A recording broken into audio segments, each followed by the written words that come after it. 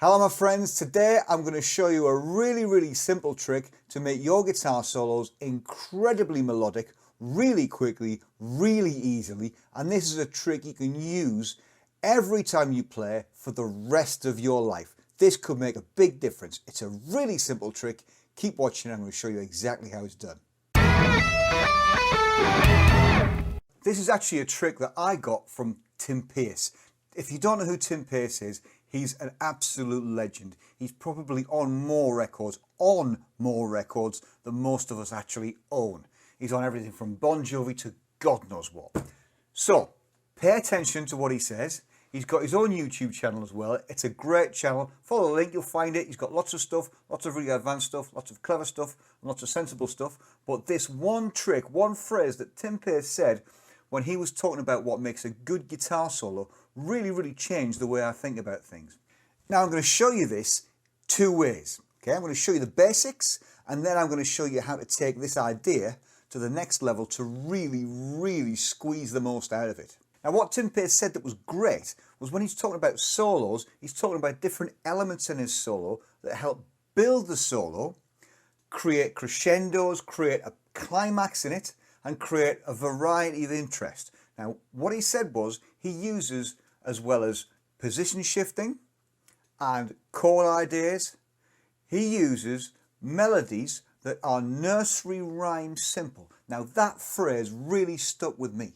I'll say it again, nursery rhyme simple.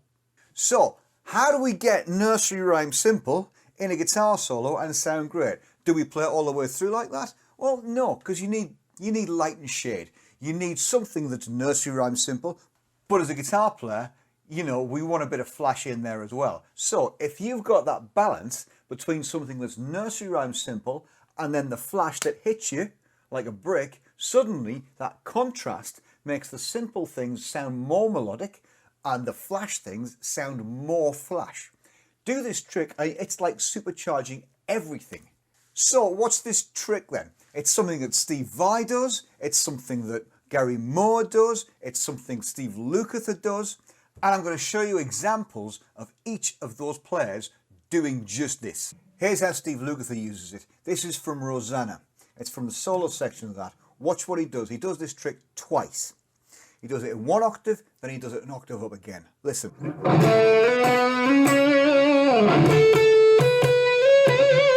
Dead simple, works great. Gary Moore.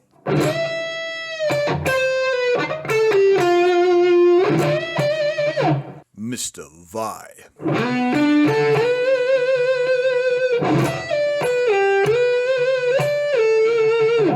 Have you guessed what it is yet?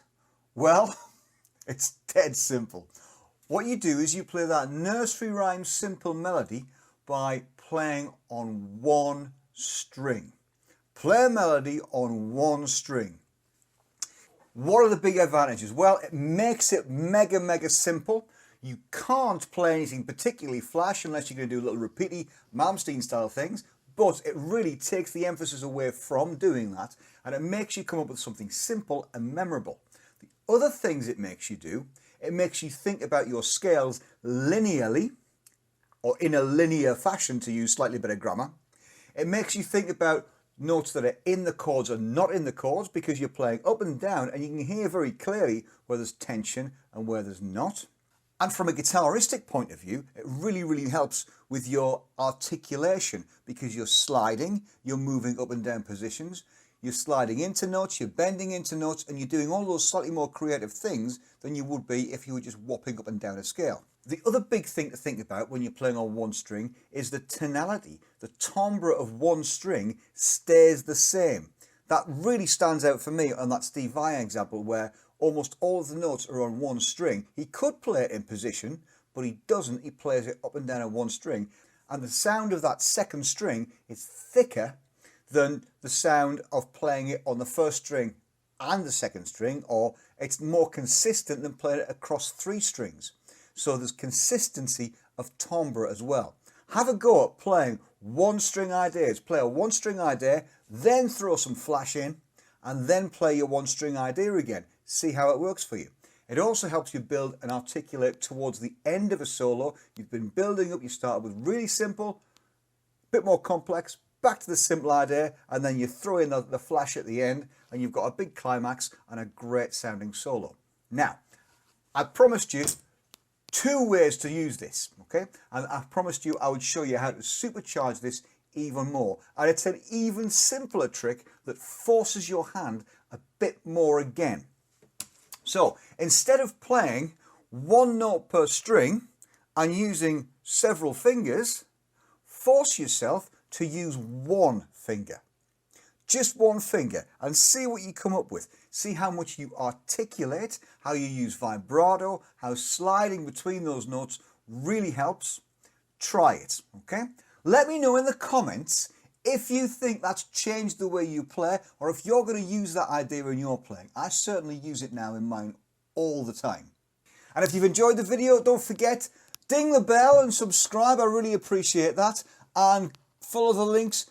Have a look at Tim Pace's page, and then check out the links to my book as well that you can find below. Okay? Lots more videos coming in this series. Lots more to link to. There's some here or somewhere like that. I can't. Anyway, see you in the next one. I'm going to drink my tea.